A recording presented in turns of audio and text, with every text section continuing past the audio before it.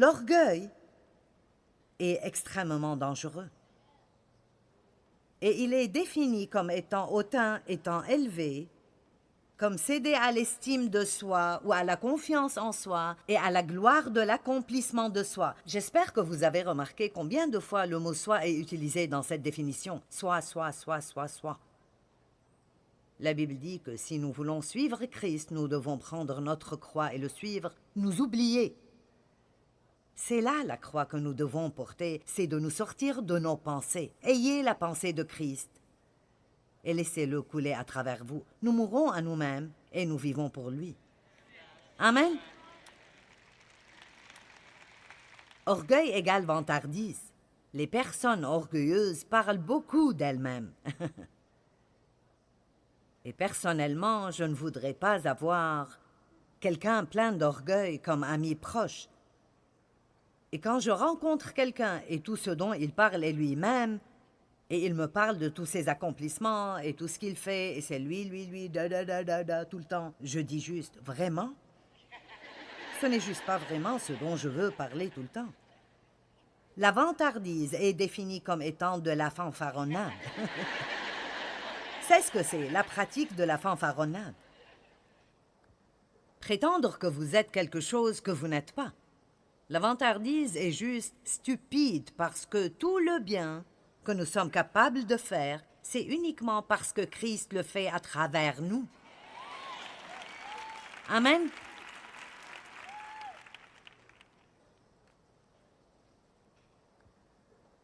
Prétendre être ce que vous n'êtes pas, c'est créer par l'élévation de soi, pensant que vous savez alors que vous ne savez pas. Ouh! Laissez-moi vous dire ce que je sais. Je sais, laissez-moi vous dire ce que je sais. Mais nous ne savons rien avant de savoir que nous ne savons pas. J'aime ce que l'apôtre Paul dit. « Je suis déterminé de ne rien savoir d'autre que Christ et lui est ressuscité. » Et Dieu veut que nous ayons le savoir, mais nous ne devons pas essayer de dire à tout le monde ce que nous savons. Penser que nous sommes ce que nous ne sommes pas. D'autres mots familiers sont hautain, enflé, vaniteux. Nous pouvons simplement dire qu'une personne qui est fière d'une mauvaise façon est imbue d'elle-même. Maintenant, je suis fière de mes enfants. Et pour être honnête, je suis fière de tout ce qui a été accompli dans ce ministère. Mais je me ramène à l'esprit régulièrement que c'est certainement Dieu, et pas moi. Je ne suis pas assez stupide pour penser que je pourrais jamais, de n'importe quelle façon, réussir cela. Et je suis très reconnaissante que vous soyez venus aujourd'hui, et je crois que Dieu vous a amenés. Amen. Et je remercie Dieu à chaque fois qu'il y a des gens qui viennent, parce qu'il y a eu des jours où il n'y avait pas beaucoup. Et laissez-moi vous dire, ces jours sont bons pour nous tous. C'est bon pour nous de passer par des années dures et de ne pas avoir ce que nous voulons parce que ça nous aide à apprécier ce que nous avons quand Dieu ouvre les portes du ciel et commence à envoyer ses bénédictions. Le péché que Satan a commis est le péché de l'orgueil.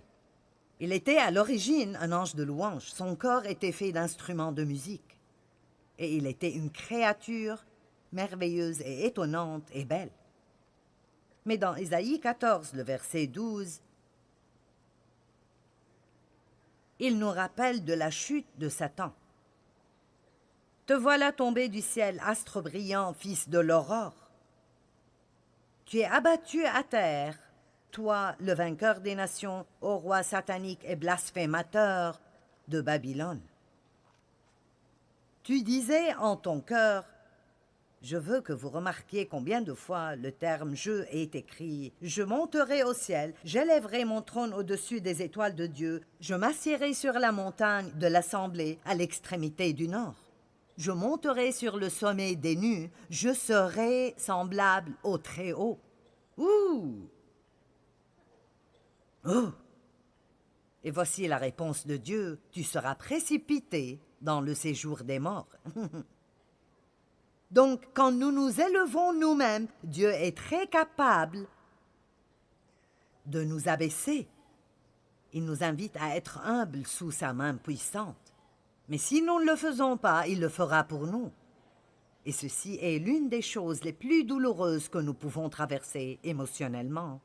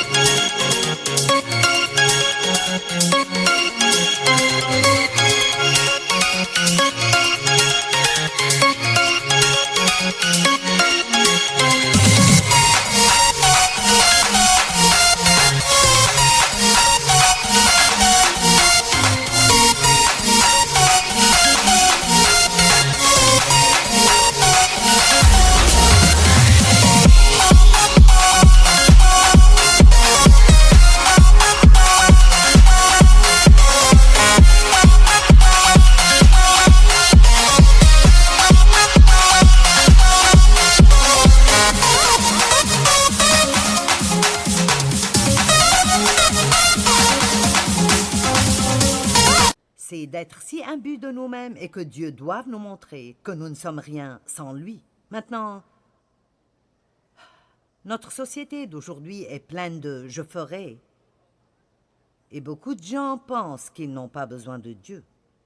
Et c'est si triste pour moi parce que Dieu est si merveilleux. Il est si absolument, totalement étonnant et merveilleux, je ne comprends pas.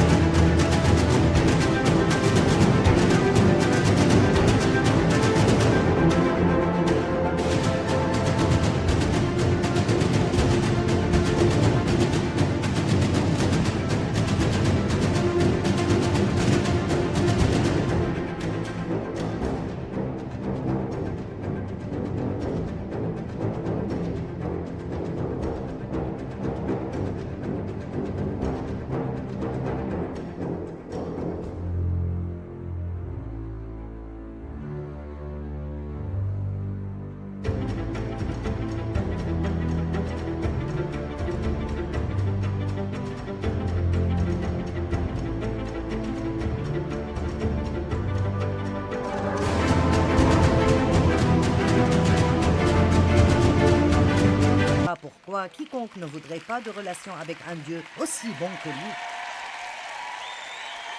Je veux dire, c'est vraiment... Je ne comprends juste pas. Je ne comprends pas.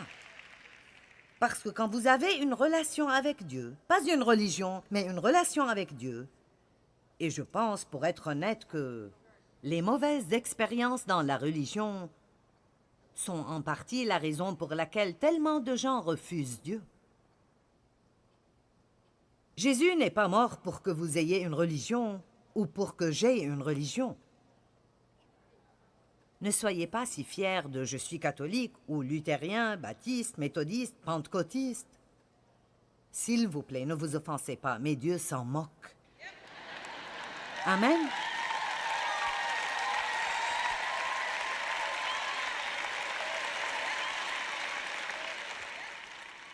Est-ce que vous croyez en Jésus, qu'il est mort pour vos péchés?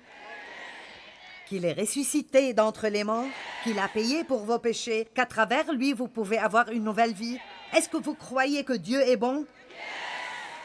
Je pense que beaucoup de gens dans le monde ne croient pas cela. Et l'essentiel est que... J'ai lu cela quelque part. Je me demande combien de gens qui disent qu'ils sont athées, s'ils pensaient qu'ils pouvaient continuer de faire ce qu'ils font et avoir une relation avec Dieu et la promesse d'aller au ciel, je me demande combien deviendraient croyants. La raison pour laquelle les gens ne veulent pas avoir de relation avec Dieu est qu'ils veulent faire toutes ces choses qui ne sont pas bonnes d'après la parole. Mais ces choses les abattent et les détruisent. Nous devons prier pour les gens dans le monde aujourd'hui et pour qu'une grande récolte vienne et nous devons être des lumières brillantes. Donnez aux gens un exemple à désirer. Montrez-leur ce qu'une relation avec Jésus est pour nous.